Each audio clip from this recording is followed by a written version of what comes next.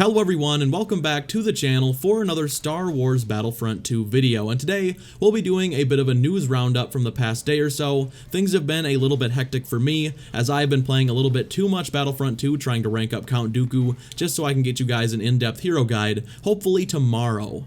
Before we get into the news, however, I do have an announcement to make, and that is that I have decided to make a Twitter account specifically for this channel and for Star Wars and Battlefront stuff. A lot of you guys may not know this, but I run several different channels, and as a result I pretty much just never end up using my Twitter at all because people follow my main account for so many different things and I don't really like to alienate people. That being said, I've now created a brand new account just for Battlefront and Star Wars stuff. There is constantly news and other things I really want to tweet out or just discuss with you guys on social media, and honestly I should have done this a long time ago. So if you're a fan of the channel, I would really appreciate if you could take a second and go follow me over there at SWBFKnight. It'll be the top link in the description as well. I should have done this forever ago, so I'm just trying to make up for some lost time here, and honestly it'll be a great way to discuss Battlefront with me, and it's where I'll be doing my giveaways and other things like that. So if you have a question for me, go ahead and go over there and tweet at me tonight, and I'll try to answer every single tweet I get, at least for tonight. Anyways, just needed to get that out there, so let's get into the news. Two quick things before we get into the other stuff. First, there is a limited time event that is currently ongoing in Battlefront 2, and this is a weekend long event. This event era locks heroes and limits both sides to only 2 heroes each, and if you aren't a fan of this particular event, you are not alone, as most everyone on Twitter has been voicing their complaints about it, to the point where Ben replied to the criticism. If you don't know what I mean by an era lock, that means you aren't able to play as heroes that don't belong on certain maps. So if you're not on a Clone Wars era map, you can't play as any of the Clone Wars specific heroes like Dooku, Darth Maul, or General Grievous, and people are understandably not very happy about this because, well, we've been waiting for Dooku for like 2 months, and only a day and a half after his release, we won't be able to play as him in well over half the map for the next 3 days. Personally, I just won't be playing Galactic Assault until this entire event is over, as it's all about Dooku this weekend for me. Second, if you are wondering, the servers for Battlefront 2 are currently down for a lot of players, so tons of people just can't get online. Really poor timing with the new content, but I just wanted to let you guys all know if it's affecting you. First things first, when it comes to the news, we need to cover a handful of things that have recently come to light about the most recent update. For whatever reason, DICE decided to release only half-finished patch notes this time around, and there were really a bunch of important things left completely out for seemingly no reason. I'm not sure who was handling this sort of thing this time around, but everything from half of the update being delayed, to the trailer being released late, to DICE not even releasing an image of Count Dooku before release was all just very bizarre, as the last few months have actually been pretty good for communication, so I'm just kind of wondering if something else is handling that this month. Either way, the first thing I want to bring to your guys' attention is Captain Phasma, and how DICE has made some huge changes to her staff strikes. They have both shortened the animation and sped up the remainder of the animation entirely, as well as having made the lock-on way more powerful, so if someone is in range, they will get hit way more frequently and consistently.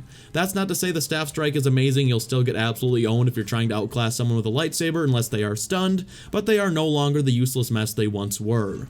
Also, if you thought Kylo's frenzy would finally be fixed with this update like I did, whoa boy were we wrong. DICE just keeps making Kylo worse and worse, and I actually think he's in the absolute worst shape he's ever been in right now.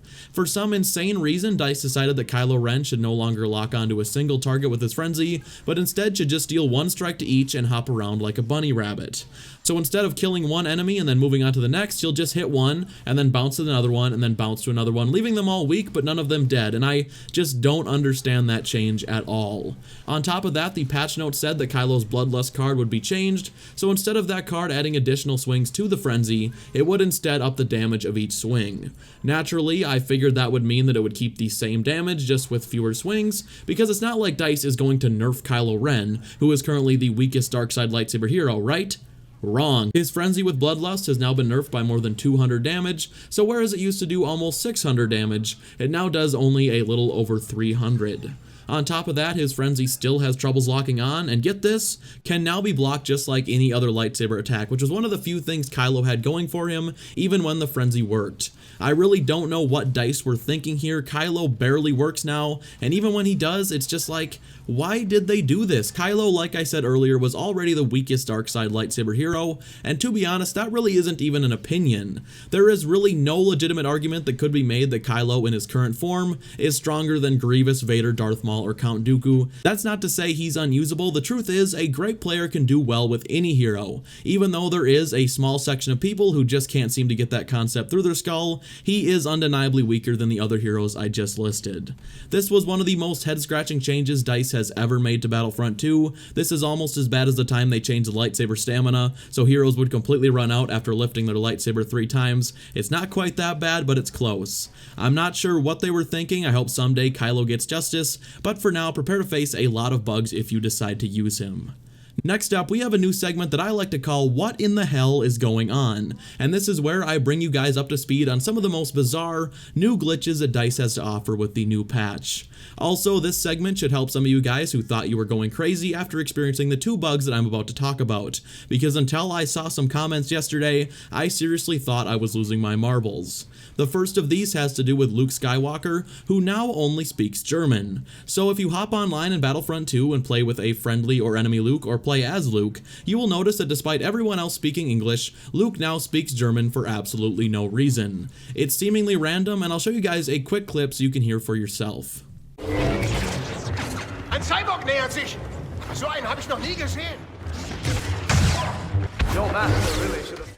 I truly have no idea how DICE pulled this one off, but they seem to have a knack for giving Luke some of the weirdest bugs of all time. Do you guys remember when his first lightsaber swing didn't deal any damage for an entire month? Because I remember. Next up, we have Wookiee clone officers, and yep, you heard that right. If you go into arcade for absolutely no reason, clone officers now make Wookiee noises instead of speaking. Here is a small clip recorded by Immortal Soldier, who will of course be linked in the description, that showcases this newest glitch.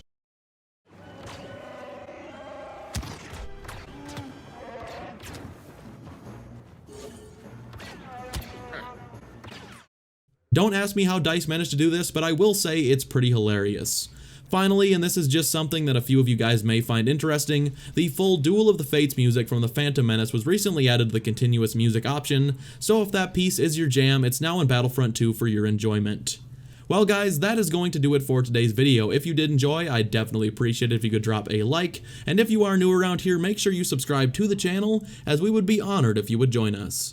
Again, if you guys could go follow my new Battlefront Twitter account, I would really appreciate it, and I'll tell you what, I'll even do a little giveaway for those of you that made it to the very end of the video, because you guys are the absolute G's. If you go over to my new Twitter and drop a like on whatever my pinned tweet is, and then reply to it with a Star Wars quote of your choice, I'll pick 2 people and give them a code for some money for the gaming platform of their choice. But thank you guys all so much for watching, and I will see you in the next one.